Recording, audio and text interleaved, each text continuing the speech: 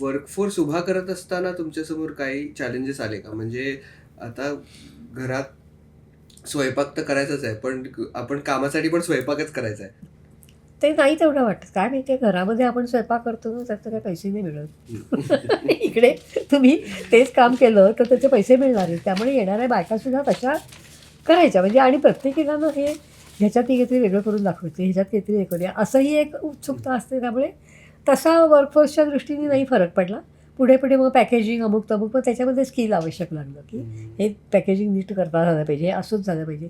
बनवणं सोपं असतं, बरोबर. पण ते त्याप्रमाणे सील करून हे करून मग हे त्याला जरा ट्रेनिंगचं कठीण पण असतं. तुम्ही केलं? ट्रेनिंग म्हणजे आपलं आपण जे अनुभवातनं घेतो तेच. करेक्ट. असं स्पेशल त्याच्याकरता ट्रेनिंग घ्यायला कुठे पाठवलं किंवा असं नव्हतं, हं. की मी काय फूड टेक्नॉलॉजीचं काही केलेली नाही.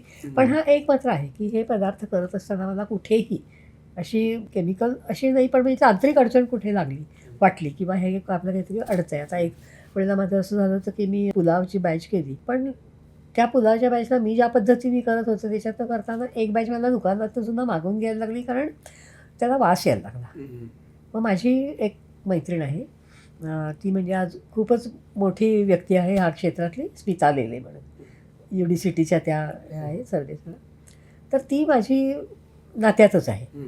तर तिचा सल्ला, ओके. असा तज्ज्ञांचा सल्ला मात्र मला वेळोवेळी मिळाला आणि मी तो न म्हणजे माझं कुठे आहे, की कारण मी त्याच्यातही शिकलेली नाही आहे. त्यामुळे तो सल्ला घेताना मी कुठेही असं नाही केलं, की मी कशाला करू, करीन माझं मी बघीन, असं नाही. तर तो सल्ला मिळणं, तो सल्ला घेणं, त्याप्रमाणे केलं आणि तिने ज्या सांगितलं, की असं नाही असं कर, ते केलं.